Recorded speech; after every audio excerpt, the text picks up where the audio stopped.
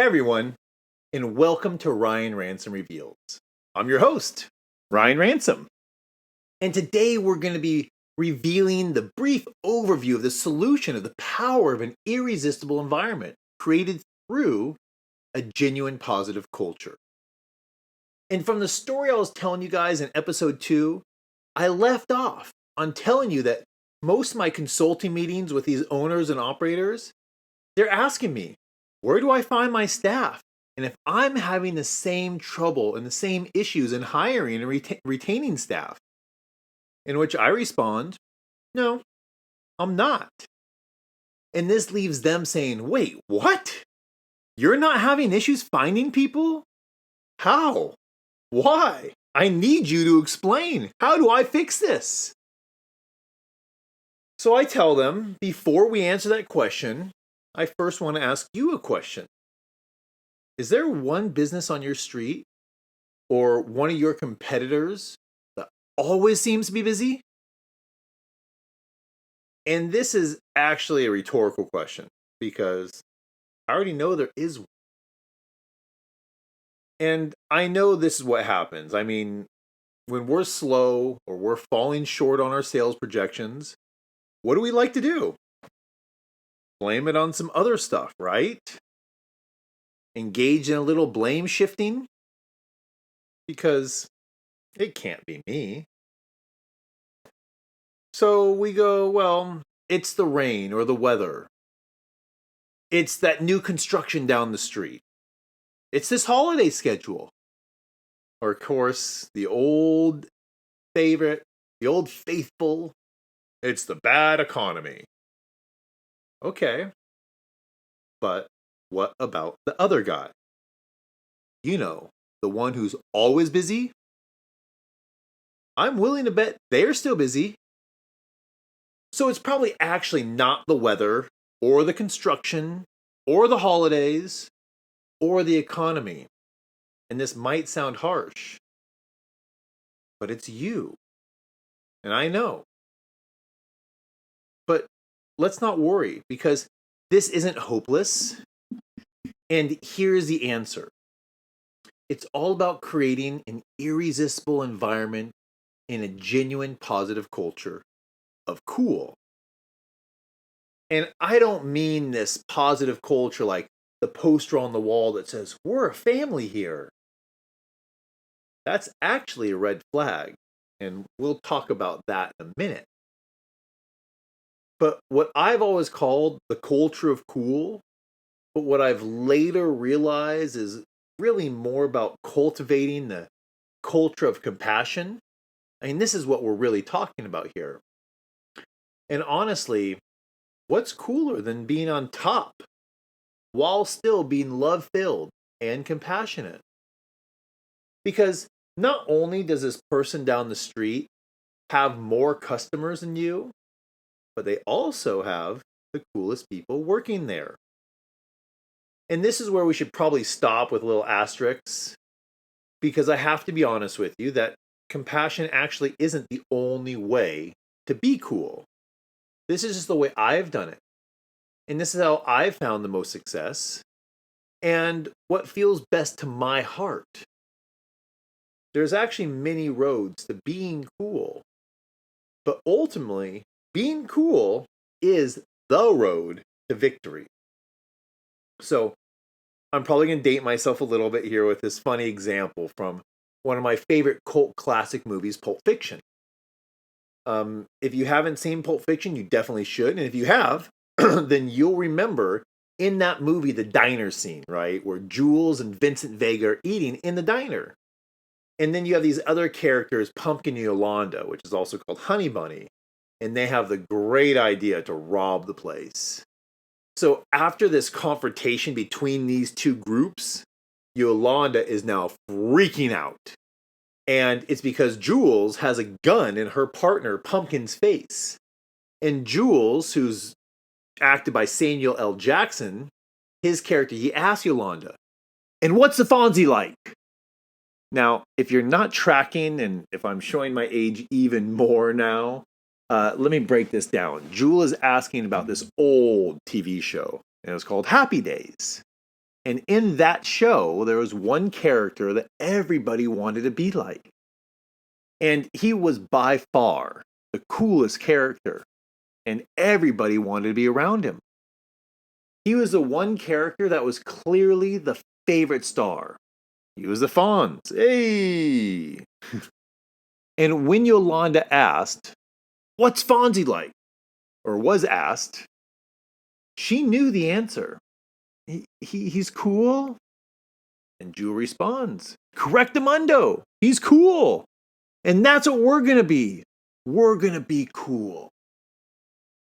And so there's your short answer. And I know. You're like, what? What kind of mumbo jumbo is this? Oh, just be cool, and all of a sudden you'll be able to find a better applicant pool. Yeah. Kinda. And just like everybody else always wanted to be around the Fonz didn't have to ask those people to hang out with him. They just followed him. He didn't chase them. They followed him. And this is what I'm talking about. See, once you've fully established and you've enacted this culture of cool, you're not going to have to look. They will come to you. Once you truly embody this spirit and you don't think of it as just like some buzzword like we're a family, you won't have to ask people to work for you. They will just follow. You won't chase or beg. See, because the Fonz, he wasn't having to act cool. He just was cool. So let's kind of break this down a little bit and talk about what this cycle of becoming cool kind of looks like. See, when you're busy, you're bringing in the coolest and the most fun guests with great vibes. They have great energy and they have appeal. And this is then where the fun and the cool kids go. And because they're there, the masses are going to follow. And if the masses are now there, your staff is making money. And if your staff is making money, then that's now attracting the coolest and top A talent to want to work there. And if that top talent works there, then not only is your business a place where they're earning a high wage, but it's now also a status symbol. And this is going to draw even more employees to want to work there. And so now, if your place is attracting tons of that top A talent, and they have their own following, and now there's a ton of fresh applicants wanting to be part of your environment, then that's going to bring in the coolest guests and the largest crowds. And this all stems around two rules that I've always had in the restaurant business. One, people go where people are. And two, this business is all about seeing and being seen. So this is where I'm going to promise you, if you build this, they will come. And see, I know I could solve these problems. I already have many times in my own career. So let's start to break this down of like the how, right? And we're going to do that by first introducing you to the solution. Because I'm sure at this point, you're both curious and maybe skeptical about solving this problem and all your staffing issues through just this irresistible environment with a positive culture of cool. And I do get it. This is typically this look that I get at first. And part of the reason is there's a hesitancy because you're unsure if this is real, if this is something genuine. And it also feels unnatural to how we've been programmed. See, all the books on business says that I'm successful by focusing on spreadsheets. And the movies and the pop culture, they tell me I get to the top by out hustling everybody else. Or by just having like a ruthless attitude and competitive spirit. I just outdo everybody with no holds bar attitude. But cool isn't a tangible line item that you could just quantify. This isn't something that you test or you weigh or you create a par system for.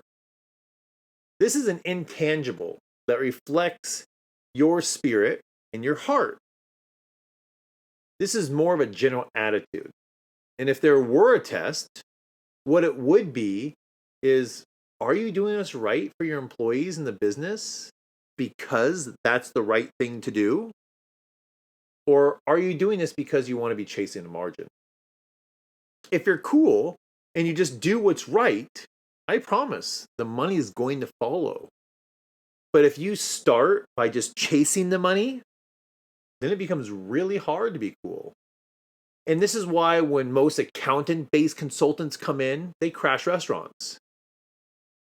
They think they could manage via these line items. And so they cut and they cut and they cut and they cut everything cool because they can't see a direct line between those profits. But honestly, do you know many cool accountants? I mean, do you think they'd be counting beans if they actually had their finger on the pulse of what was cool? I mean, just in the bathrooms, what they might do is they'll remove the fragrance and they'll take out that nice toilet paper you have and they'll replace it with that cheap one-ply jail toilet paper. And they're going to take out that nice foamy hand soap and they're going to replace it with that cheap, grainy 1950 style hand soap. And while they're right, that's going to save you money. But if your restaurant was only function focused for accountants, sure, this might work. But you know who's not going to vibe with this? Women. This isn't going to create an irresistible environment. This will create a repulsive environment. And good luck becoming cool if girls don't feel comfortable in your place. So let's do this quick observation test, okay? If you're still questioning me, then let's go outside and look. Let's go back to the story I painted to start this episode. Because I've consulted in Los Angeles and Orange County and San Diego and Arizona and Texas. And I've visited almost every single state in this nation. And it just doesn't matter. In every city, in every business district, in every restaurant row, there's always one place that's cool. And it's packed. It has lines out the door. Right next to a competing business that's empty and struggling. Why? What's the difference here? Because oftentimes they're very similar businesses. They both have food and beverage and entertainment. They're both in those A locations in the busy downtown business district. Yet, one is in demand while the other ones are struggling. Why do you think that is? And when I go into those struggling businesses, from the floor staff to the manager to the owner and operator, it's always this exact same narrative. But see, I'm here to challenge that tendency to blame these external factors for your business's shortcomings. Because yes, it feels better to blame other things. And this becomes a habit that everybody in the organization starts to participate in. It's the weather, it's the holidays, it's construction, it's the economy. But what does that do? It just opens up excuses to look everywhere else but inside. And this allows for toxic blame shifting and complaining about variables that you have no control over, instead of taking control of the variables that you can control. The weather's bad? Then do a rainy day to go special and set up curbside pickup so the guests don't have to leave their cars. You have bad construction? Then do these bigger and more comprehensive packages that encourage larger groups that might stay longer, which would then mitigate that resistance brought on by the traffic delays, or that might encourage them to carpool. The economy's bad? Then create strong loyalty programs that have, or use these clever loss leaders that's going to bring in people that have a higher perceived value. And then if you could increase the volume, then negotiate reduction in pricing for your vendors. Holidays? Too easy. You can create tons of promotions from any holiday. Just make sure what you're doing is true to you. If you're a Mexican restaurant, don't try to sell hamburgers or do a hamburger special, especially if it's Cinco de Mayo. So next, let's really focus on identifying the real issues here. Because with any self-improvement, it all starts with the realization that the problem lies within the business itself, not these external factors. The solution exists inside of you, and it has all along. So you really have to get down and dive into this and say, what are the real issues that are keeping guests from flocking into our doors? You're going to have to get vulnerable with yourself and open the door to elicit honest feedback. And sure, this might feel uncomfortable, but let me tell you, growth and success always come with discomfort. And let me also reassure you that this is a solvable issue. As we go through this, I'm going to show you how creating an irresistible environment with a positive culture of cool, and then continue with being genuine and true to yourself and to your space. So here is the introduction of a positive culture as a solution. So we all know what positive culture looks like on the poster or in the training manual, right? And the ironic thing is this kind of is almost a red flag. It's like if it's in a relationship, if it's a love bomb. Your new employer is selling you on their positive culture, but they're not demonstrating it. And that's not going to take long for the employees to then catch on to this. See, because if you tell me that we're a family on day one of training, I already know I'm screwed. So let's explain the concept of positive culture workplace beyond these superficial definitions. This is where we're a family is a company who really wants to take advantage of me, and they're using this fake ideology and this culture facade to keep me comfortable so it's going to be easier to take advantage of me later. And why are you using this powerful and trusted word like that around relationships like family and trying to apply that to the workplace? This isn't a family. This is a team. And we're here to make money so we could support myself and my family through collective teamwork. But let's not confuse things. But what I am talking about is a very specific culture building. So how are we to distinguish and differentiate between the superficial and the genuine culture change? The biggest thing to me is this a scheme or is this a way of life? Is this positive culture something that I do to disarm me and to make the owner more money without fair compensation or equal distribution? Or is this a genuine way of life that realizes that by treating people fairly, they will then want to give me their best?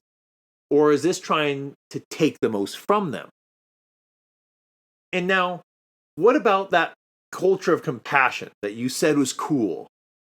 So why did I call the culture of cool also the culture of compassion? For the same reason that I explained that it has to be genuine.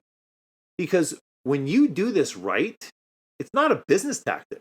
It's a way of life. Because you can't fake this. When you truly appreciate your staff, then this all starts to happen naturally. And I always like to ask in hospitality, is this happening to you or for you? Are you doing this to them to get the most from the employee? Or are you doing this for the employee where in return they're going to want to give you their all? And this might sound semantical, but you need to look no further than your heart and you will know. And this is why I really emphasize the importance of authenticity in the workplace culture. This can't just be like a tool to make people think you care. Too many companies have already done this.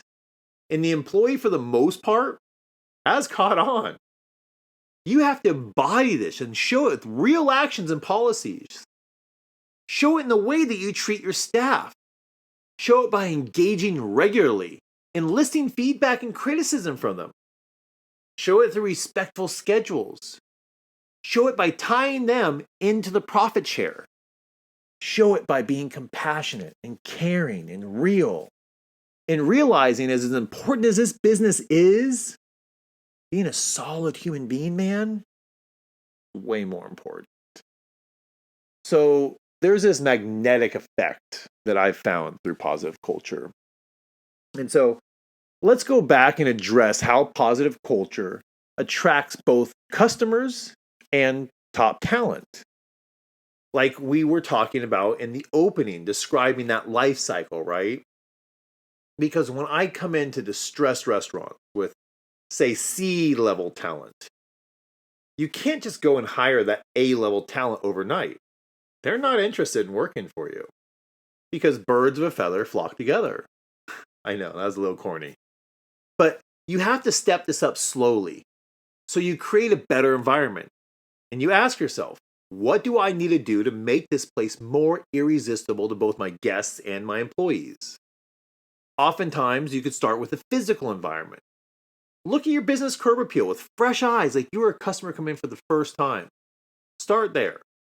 Make sure you've taken pride in your appearance. The pride that you will take will be contagious to your staff.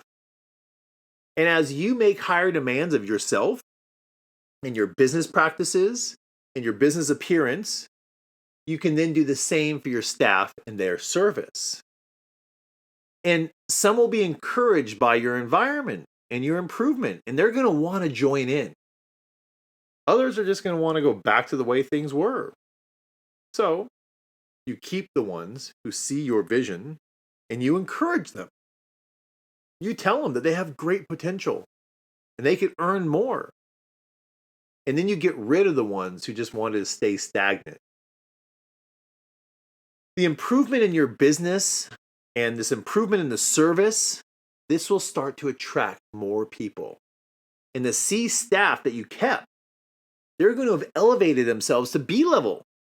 And now you could hire more B level employees to free up that space or to come into that freed up space.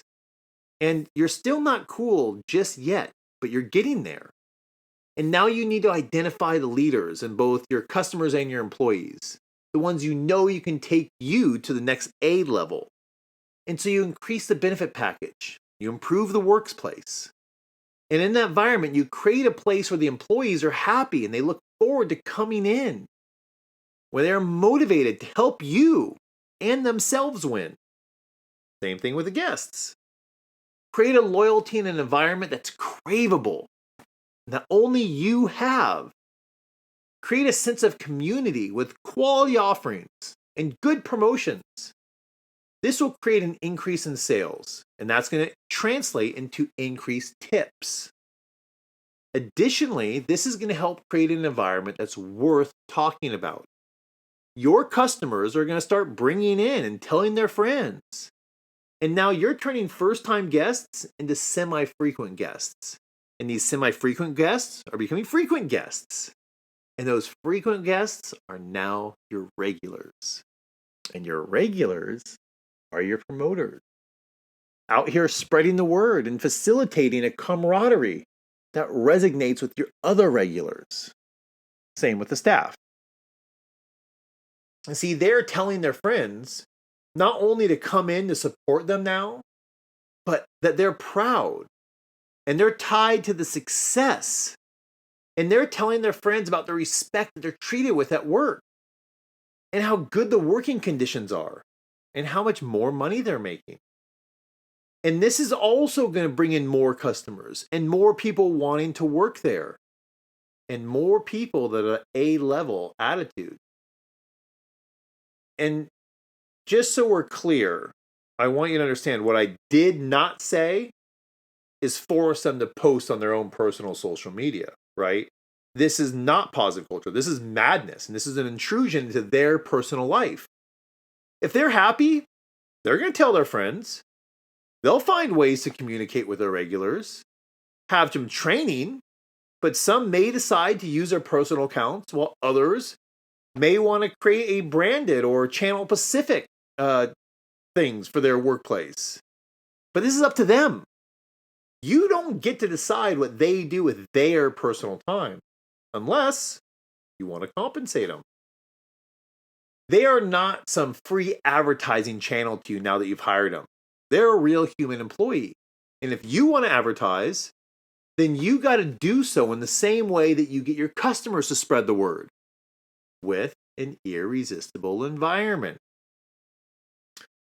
My first job managing, I saw there was this direct relation between the staff that's treated well and their output, and then what they then attract. So let's discuss this interplay between customer satisfaction, employee happiness, and then the business success. Early in my career, I had employers who didn't care about staff. They treated them and us as replaceable. They paid the bare minimum without any kind of intrinsic tie to a same set of shared goals. Guess what? Those staffs were always happy to jump ship to a better environment when they were offered. They would steal at any chance that they could. And they would give just the bare minimum not to get fired. So let's kind of debunk some misconceptions here, because there's always going to be haters. And so let's address those skeptics about the effectiveness of cultural change. Because I'm sure there's tons of people out there who'll be like, oh yeah, I tried this, or thinking that, yeah, right. My problems are so much bigger. You just being cool simply is not going to fix this. Well, you're right. If you think it's just some strategy, or you're just trying to find a way, like if it's not a way of life for you, then you're going to be right. It's not going to work. I built up many restaurants and clubs just to watch them crash again after I left. Why? Because the ownership never changed their ways. And sure, they gave me control and freedom to fix the business. But when that greed kicked in, now that things were working and they thought the scheme ran its course, and now they're good? Wrong. You have to stay cool. You have to stay connected. You have to continue to believe and continue in what brought the success in the first place. So many times I'll see a new business pop up. And at first they're doing everything right. They create an irresistible environment for both the guest and the employee. But now, just a year later, now that they're already cool and they're successful, they're now trying to cut corners, reduce quality. They make the environment less desirable. And then, what happens? The number of guests decrease. The sales decrease. The good employees leave. And the business is now in bad shape, or just stops existing. I've seen this more times than I can count. I've had restaurants that I once deemed as my favorites. They've done this too.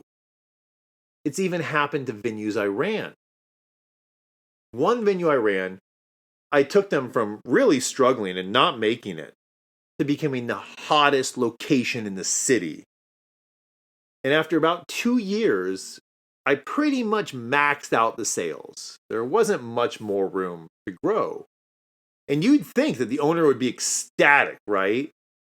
But instead, he demanded I find more ways to increase the profit line. And since I couldn't grow sales much more, he wanted me to start to reduce our costs.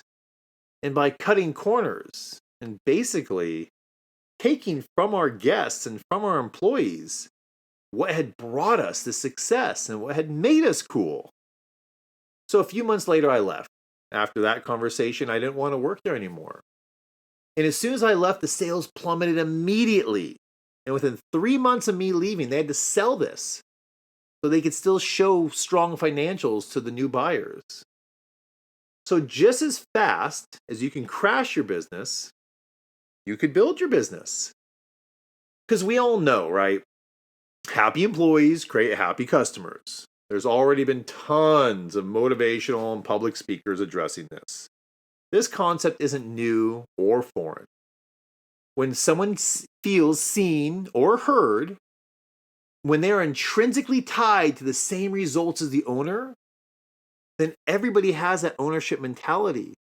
And it's that mentality that increases sales and wages.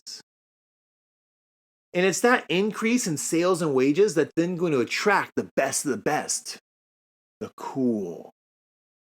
So, here's my promise of results to you.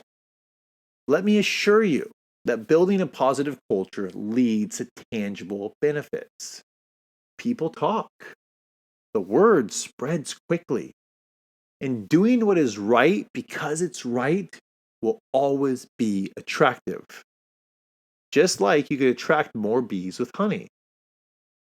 So, let me tell you about another location I had taken over. And this was once a very cool place. And the owner was very cool and very popular. And in his youth, he understood the embodiment of cool. And this was his first place. And it blew up with him at the helm. But, reasonably so, he wanted to do more. And so he started opening more restaurants and more venues. And he then left the original location in the hands of partners and management that just wasn't that cool. And they crashed it. And so I remember my first Friday night scoping the place out and just thinking like, how could such a beautiful venue be so dead? But after my meal and my service experience, it was glaringly obvious. No one cared. Everybody here was on autopilot. And they're just resting on whatever laurels existed from their past. And so when I came in as a new captain, I was definitely the villain. Everybody there was friends. And nobody wanted to point out anyone else's lack of effort or their shit service. No one cared about the success or failure of that location. They just came in, did their shift, left. So the first thing I did was I moved them to a shared tip pool model. And then I created incentives for growth and improvement in performance. And now instead of a bunch of individuals just doing their own thing, they're now focused and had to act as a team. Also, because of the financial state of this location, I had no budget for floor managers. And this was a big staff, and the building had 3 floors or levels. And there's no way that I could manage all of those people in that big of a space by myself. So I had to create a system in which they would manage themselves.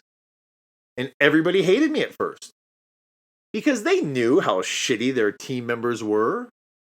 And it was like more like a family and less as like a team. And they didn't want to tit pool with those people. And before, under the old system, they would all protect each other. Because they couldn't see that their crappy friends who sucked and had bad attitudes and poor service skills were driving away their customers. But now, there was no denying it. It tied everyone together. So now, when that bad employee was acting poorly, it was their fellow teammates, not me or the manager, that would have to step in and correct that behavior. See, I had enacted a system ruled by social norms, not by laws. And I think we all learned in school that social norms are more powerful than laws, right? And so here's a great example. I live in Southern California, and our posted speed limit on the freeway is typically 65 miles an hour. However, in reality, the speed, that's more like the speed in the slow lane. And the real flow of traffic is closer to 75. And regularly, the fast lane moves at 80 miles an hour until a highway patrol pulls onto the ramp. And now that that officer is on the freeway, everybody acts like good little boys and girls, and they drive 65. But as soon as that officer pulls back off the freeway, everyone goes right back to 75 or 80. So what does that tell you? Laws don't mean anything without an enforcement mechanism. And it's not the law that keeps people from doing what's right. It's that fear of punishment under that system. And I saw the same thing in another very large, very famous venue I ran. I had 32 server sections, over 100 employees. And it was me, an AGM, and 3 to 4 floor managers. And even if we were all working at the same time, which would never happen, there's no way we could all be overseeing and managing all those sections. And often I would be present in this section, and everybody would do their job properly and to the standards. But as soon as I leave, everyone would breathe this sigh of relief, and they would reduce their efforts. And it's just like that officer when he pulls off the freeway. And that's when I realized that a fear-based or punitive-based management is never going to work. That's the only way to maintain the standard, is by getting everyone to cooperate and working together for the same shared goal. To create a system of social norms, not of laws and punishment. So let's finish off that first story I was just telling you, right? Because within a mere 3 months, all of those cancerous employees, they were cleared out and voted off the island. And the staff who previously wouldn't tell me who was responsible for the failed duties or the service standards, they were now coming to me and explaining in great detail who was doing their job and who wasn't. We were now a team, and we were all tied to the same goal. And those team members who wanted to coast and just soak up the efforts of others without doing work themselves, they were out. And of course, the word of this increased service and this caring about the product, it swept across the city. And so guess who had previously written us off? Started coming back. And then they started spreading the word of how great things were, giving us free word of mouth advertising, making it a place worth being seen at again. And of course, this meant higher sales, higher tips. And so now the most popular staff who controlled their own following, they now had a reason to work here. And we brought them in to fill the vacancies left by those loafers. They brought with them their cool customers, which only skyrocketed our popularity. And the word around the street about our service and irresistible culture of cool environment was out. I want to leave you with one more quick example. And not from the restaurant industry, but I have a friend who works in retail and for a very big high-end brand. And so one, they don't treat their employees amazing. And they don't treat them bad, but they're definitely not treating them amazing. They're not tied, or they don't have any shared intrinsic goals that ties them to profits and success. Two, they spend a huge amount of the payroll allocation on asset protection. And these are some of the highest paid and most powerful employees in the organization, aka the cops or enforcers. So there's definitely a few employees who make stealing from the company part of their job or compensation, from what I understand. And all the other employees know exactly who's stealing and how they're doing it. However, there's no benefit to those other employees for pointing this out.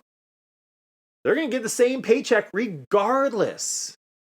And some of those people who steal are also deemed as nice, or they're friendly, or they are their friends. So massive amounts of profits are being lost here, and massive amounts of payroll is being spent to stop it. But even if they plug one hole, another takes its place. And there was no recovery of this loss. It's just like a temporary Band-Aid. And then as other employees see their fellow co-workers stealing and getting away with it, that only encourages more employees to find more ways that they can steal, which reduces the profitability. And there's just not enough cops to stop every single person driving over the speed limit, especially when that's the flow of traffic. But what if they tied profits to everyone's compensation? Well, one, less people would even want to steal, because you are, in essence, now stealing from yourself. Two, you wouldn't want to be stealing from your friends and your coworkers. You're now not stealing just from some big corporate company. Three, all the people that you work with, they're now going to tell on you because you're stealing from them and they see it. And then 4, you're clearing up all that wasted payroll.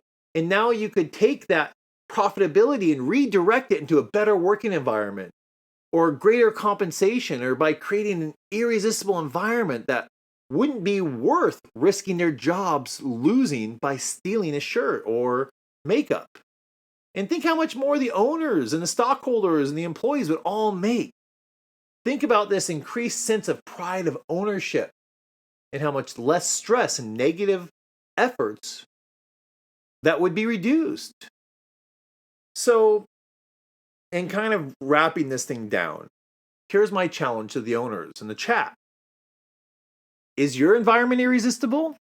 And I would love for you to write down 3 things that you can do right now today to make your employees, your employee environment more irresistible.